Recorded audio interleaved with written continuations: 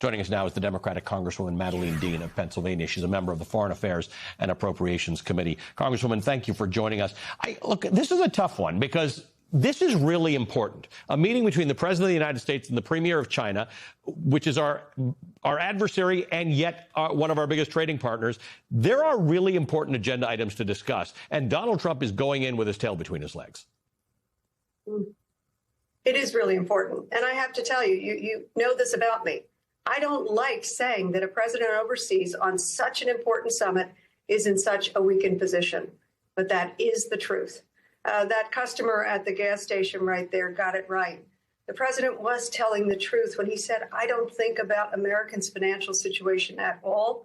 I don't think about anybody, was the next thing he said. Unfortunately, here we are with the president with this important summit with Xi Jinping. He is weakened with a 70% disapproval rating. I don't know numbers like that.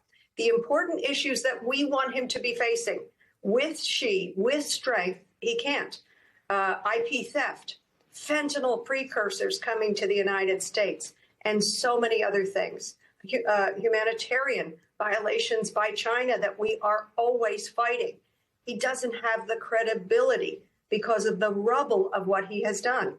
Here he is at war in Iran. He's trapped. He doesn't know how to get out of it. He's actually over there going to ask Xi Jinping to help him get through the Strait of Hormuz, and to get somehow out of the corner that he is in the war in Iran. So I don't like to report on it, but it is true. The president I agree with you. In a weakened position. I don't like it. I want people to understand that.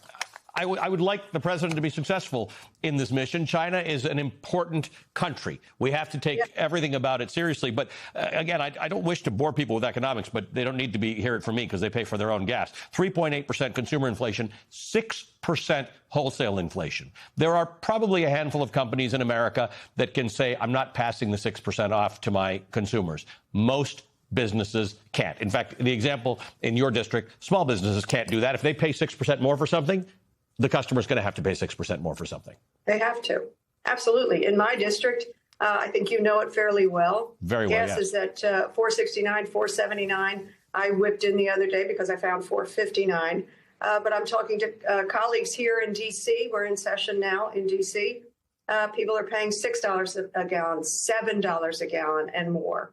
The American people are feeling it. The president does not care. The other sad thing is I was thinking about the contrast between Xi and Trump. Xi, as you know, is high on the idea that the West is in decline and the East is rising. Mm-hmm. I don't buy that, but that is something that he is quite high on. The president, unfortunately, looks at the very short term. Xi looks at the very long term. In terms of Taiwan, very importantly, what are we doing with Taiwan? We have the president has signed and approved $11 billion worth of weapons sales to the island of Taiwan for its important defense, and we want to be a partner in that. And yet we know that the next $14 billion hangs in the balance, and Xi is going to play with that. The president also knows that he is in a corner with Iran. And so for the president, knowing that our own economy in America is in such a precarious place, prices on everything up, she can see that and see the weakness of this president. What I hope, and what is sad to me, is that you described who was there with the president. Why is it that Marco Rubio, that a Secretary of State is not leading in this position? We worried a long time ago when he was also made the archivist and a few other things that maybe that wasn't a good idea. It is not a good idea that we have some business people, some family members trying to cut deals. It's all about business with this president. It is all about the grift. And the president is also in this weakened, boxed-in position.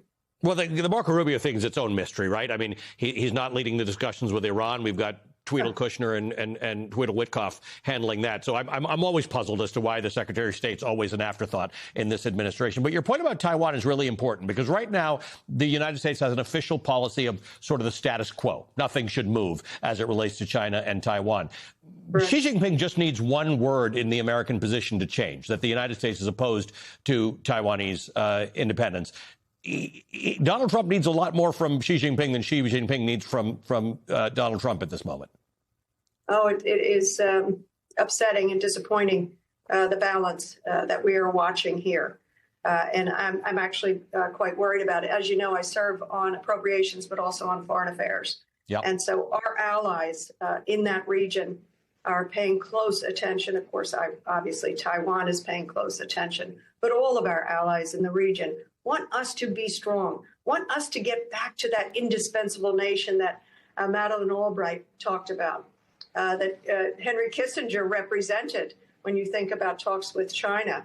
But obviously, we are in a different position right now. I hope we get out without as much difficulty as we can, but I am very worried about what happens in Iran. If we need Xi to help us get out of a self-inflicted war in Iran, where we have lost service members, 13 service members, where more than 100 school children are dead, thousands of civilians are dead. And of course, the rubble that this administration leaves behind in its wake is a serious problem. I don't want to be beholden to Xi to get us out of a war of President Trump's making. That we didn't need to be in. I completely agree with you. Congresswoman, nice to see you. Thank you for being with us tonight. Pennsylvania Congresswoman Madeleine Dean. She's a member of the Foreign Affairs Committee.